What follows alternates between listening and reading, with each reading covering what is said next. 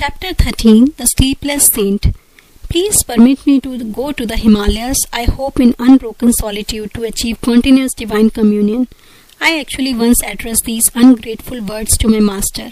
Seized by one of the unpredictable delusions that occasionally assail the devotee, I felt a growing impatience with hermitage duties and college studies, a feebly extenuating circumstance is that my proposal was made when I had known Sri Yukteswar for only 6 months.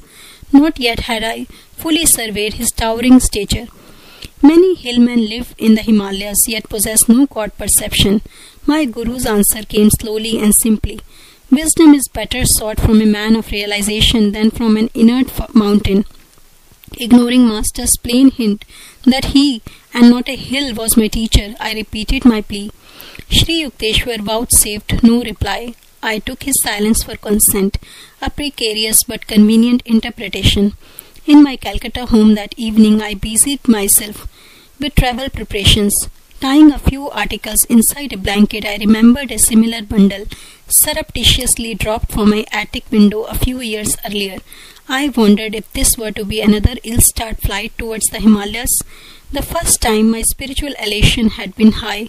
Tonight my conscience smote me at the thought of leaving my Guru.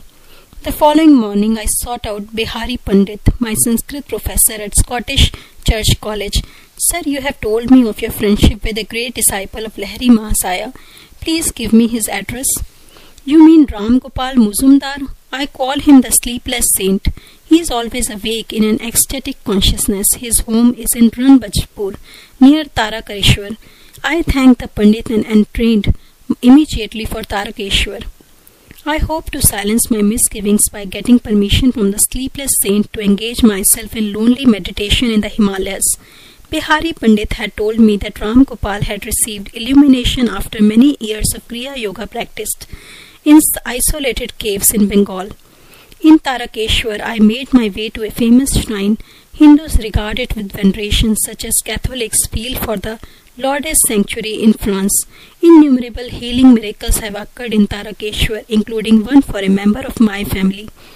I sat in the temple there for a week, my eldest aunt once told me.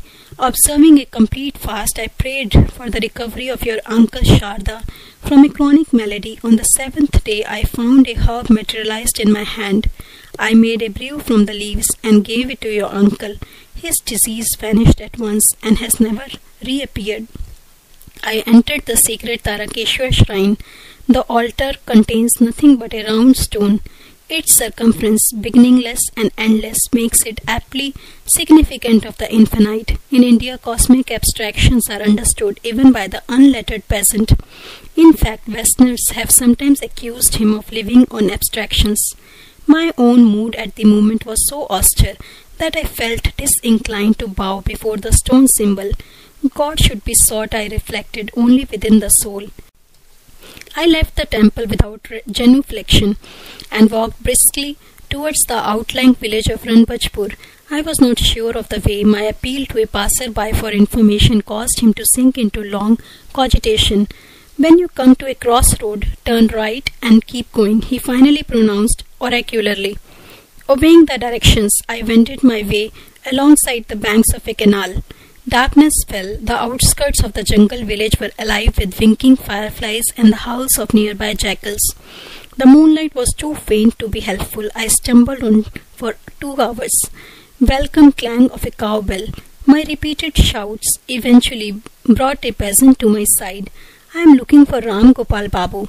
No such person lives in our village. The man's tone was surly. You are probably a lying detective. Hoping to allay suspicion in his politically troubled mind, I touchingly explained my predicament. He took me to his home and offered a hospitable welcome. Ranbajpur is far from here, he remarked. At the crossroad you should have turned left, not right. My earlier informant, I thought sadly, was a definite menace to travellers. After a relishable meal of coarse rice, lentil dal and curry of potatoes with raw bananas, I retired to a small hut adjoining the courtyard. In the distance, villagers were singing to the loud accompaniment of mridangas and crimbals. Sleep was inconsiderable that night. I prayed deeply to be directed to the secluded yogi Ram Gopal. As the first streaks of dawn penetrated the fissures of my hut, I set out for Ranbajpur. Crossing rough paddy fields, I trudged over sickled stumps of the prickly plant and around mounds of dried clay. An occasionally met peasant would inform me invariably that my destination was only a crores 2 miles. In 6 hours the sun travelled victoriously from horizon to meridian, but I began to feel that I would ever be distant from Ranbajpur by 1 crores. At mid-afternoon my world was still an endless paddy field. Heat pouring from the inescapable sky was bringing me to near collapse.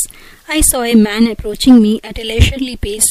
I hardly dared utter my usual question, lest it summon the monotonous, "Just a crores." The stranger halted beside me. Short and slight, he was physically unimpressive save for an extraordinary pair of piercing dark eyes. I was planning to leave Ranbajpur, but your purpose was good, so I awaited you. He shook his finger in my astounded face. Aren't you clever to think that unannounced you could pounce on me? That Professor Bihari had no right to give you my address.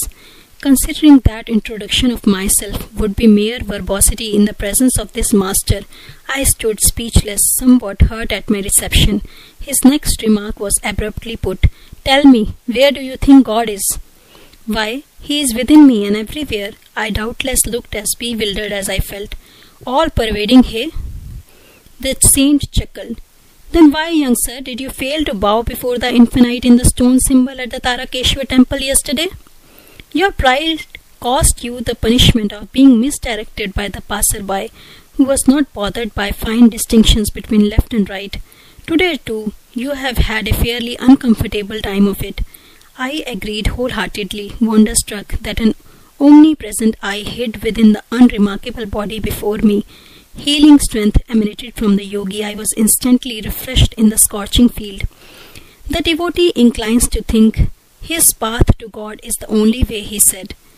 "Yoga, through which divinity is found within, is doubtless the highest road, as Lahiri Mahasaya has told us. But discovering the Lord within, we soon perceive him without.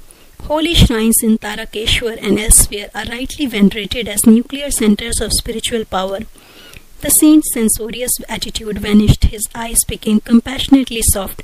He patted my shoulder.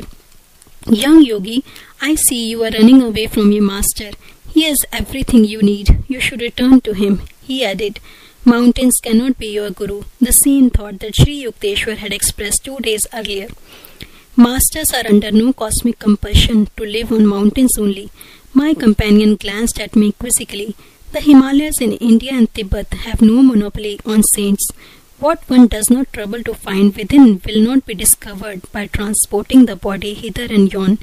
As soon as the devotee is willing to go even to the ends of the earth for spiritual enlightenment, his guru appears nearby."